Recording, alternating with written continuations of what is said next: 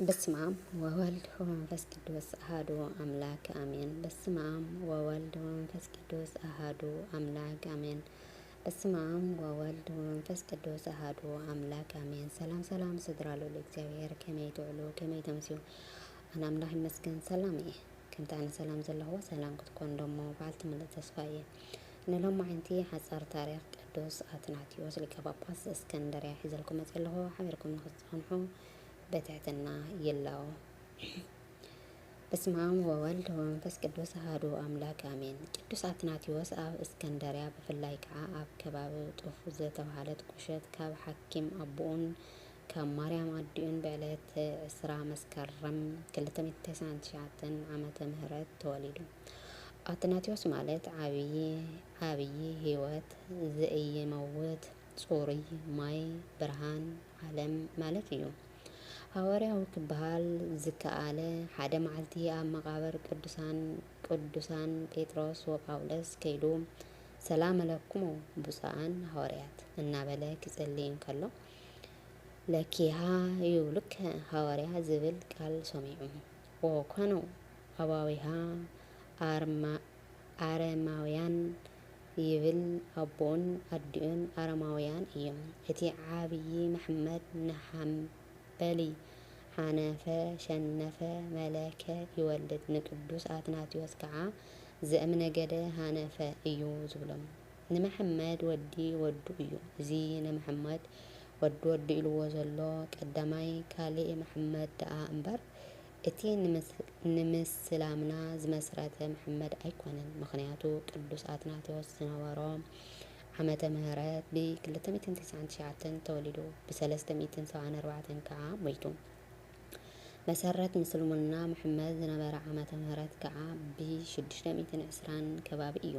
ስለዚ ንኣብነታት ምእንታ ከይሽገር ዓመተ ምህረት ዝነበርዎ ፈሊኻ ምፍላጥ ይግባእ። ንኣብነት መሐመድ ጻዕዳ ኩሉ ዝፈልጦ እዩ። ንሱ ኣብ ከባቢ ዳሽ ዓመተ ምህረት ከም ዝነበረ ኣብ ገጽ 246 ክሳብ 249 ታሪክ ዮሃንስ መጥምቅ ብሰፊሑ ተጽሒፉ ኣሎ። እዚ ስም እዚ ካብ ቀደም ኣትሒዙ ናይ ንእሽተን ኤስያ ስም እዩ። ስለዚ ዘጠራጥር ነገር ኣይኮነን። መሐመድ ጻዕዳ ኣብ ታሪክ ገዳም ኣቡነ ሊባኖስ ተገለጸ።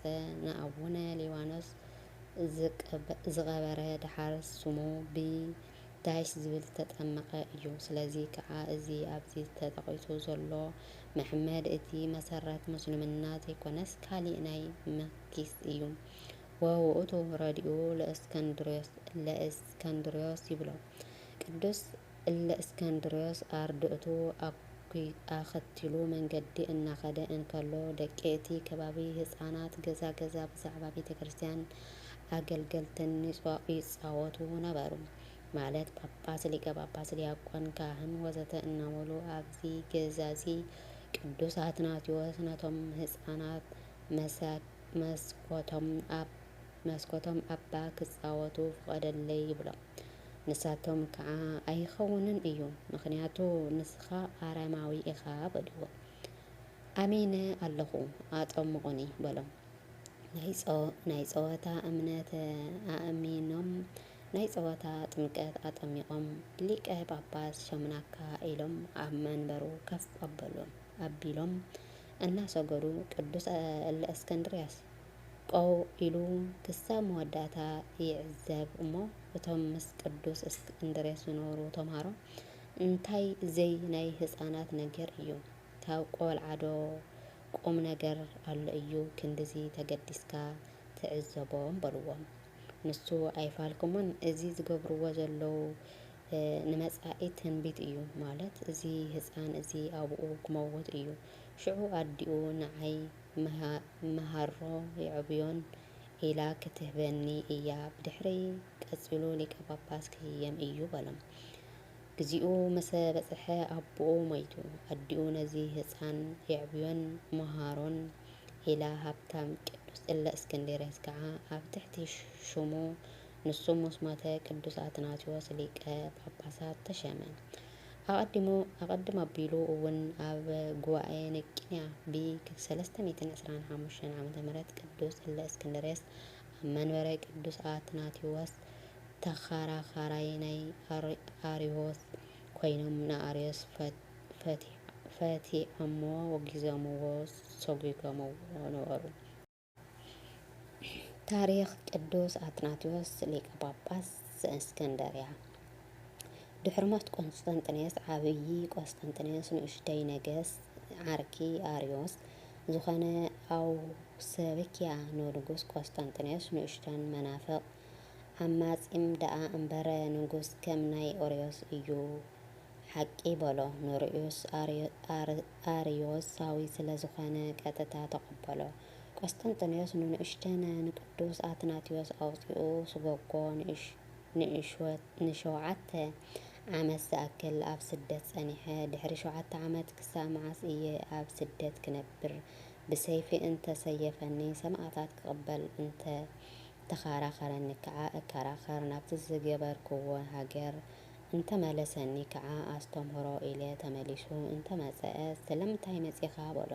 ቅዱስ ኣትናቴዎስ ከይፈርሐ ሓሳባቱ ገለጸ። እቲ ንጉስ ኣነ ኣይቀትሎን እየ ተጻዒሩ ይሞት ኢሉ ንኣውሶብየስ ኣብ ሓድሽ መርከብ ጥርዑ ኣውቶስ መራሒ ንቅዱስ ኣትናቴዎስ ኣብ ሰብር ናብ ባሕሪ ሰዲዶም። ኣብዚ ግዜ ኣውሶብዮስ መርከብ ተሰቢራቶ ጥሒሉ ሞተ። ቅዱስ ኣትናቴዎስ ግን መላእክቲ ብሓደ ጃልባ ገይሮም መንፈሳዊ ምግቢ እናመገቡ ወሰድዎ፣ ኣብ ቦትኡ ኣብጽሕዎ። ድሕሪኡ እቲ ከሓዲ ንእሽተን ቆስጠንጢኖስ ሞይቱ ካሊእ ንጉስ ነጊሱ ንቅዱስ ኣትናቴዎስ ኣውፂኡ ሰጎጎ። ኣብቲ ተሰዲድሉ ዝነበረ ምኵራብ ጣዖት ነበረ። ካብኣቶም ቆጽን ክሪኦ ከሎ ይሓዝን ነበረ። ወለእመ ረከብኩ ሞገሰ በቅድመ ኣምላኪየ እየሃድጎ ለዝንቱ ኣድራሚክ ምኵራቡ ሰገል እናበለ ይጸልይ ነበረ። ንናይ ሃገረ ኣግዓዚ ሊቀ ጳጳስ ኣባ ሰላማ ከሰተ ብርሃን ንመርኣያ ጊዜ ዝሸመ መበል 10 ፓትርያርክ ዘእስክንድርያ እዩ። ቅዱስ ኣትናቴዎስ 48 ዓመታት ኣብ ሹመት ድሕሪ ምጽናሕ ኣብ ደሴት ጋግራ ተኣሲሩ ብዕለት 7 ጉንበት 374 ኣብ መበሉ 75 ዕድሜኡ ዓረፈ። ልሱ ከዓ ንገዳም ኣቡነ ኣንጦንዮስ ሃቦ። እቲ ጣዖት ከዓ ብቅዱስ ኣትናቴዎስ ዝጸልዮ ዝነበረን ጸኒዑ ዓንዋን ኢሉ ወደቀ። ቅዱስ ኣትናቴዎስ ብዙሕ ድርሳናት ዝደረሰ ዓብይ ኣቦ እዩ። ካብቲ ኩሉ ዝተሓፎ ንኣብነት መጽሓፍ ቅዱስ ንዕለት ሰንበት ዝምልከት ደሪሱ ነዚ ዘቕረቦ ቅዱስ ባስልዮስ እዩ። ዕረፍቲ ናይ ቅዱስ ኣትናቴዎስ ግንቦት 7 እዩ። መጽሓፍ ስንክራስ ተመልከቱ። እዚ ቅዱስ ሰንበት ግንቦት ዕለት 7 ይቕደስ። ጸሎትን በረከቱን ምስ ኩላትና ህዝበ ክርስቲያን ይኹን። ሰላም ለአትናቴዎስ ላዕሌሁ ተነበዩ ደቂቀ ክርስቲያን ኩሉ እንዘ ይትወነዩ ሊቀ ጳጳስ ዘኮነ ወእምነ ክርስቶስ ዲበ ነዋዮ ወተሰምዐ ሐዋርያዊ በኩሉ አያዩ ከመሃሳሩ ብዙሃ ወፈድፈደ ስቃዩ። አሜን። ወስብሐት ለእግዚአብሔር ወለወላዲቱ ድንግል ወለመስቀሉ ክቡር። ዘንጠብጠብኩ ባፈትጓን መላእክት ይታረምልኝ። ቅዱሳን አባታትና ረድኤቶምን በረከቶምን አይክፈልየና።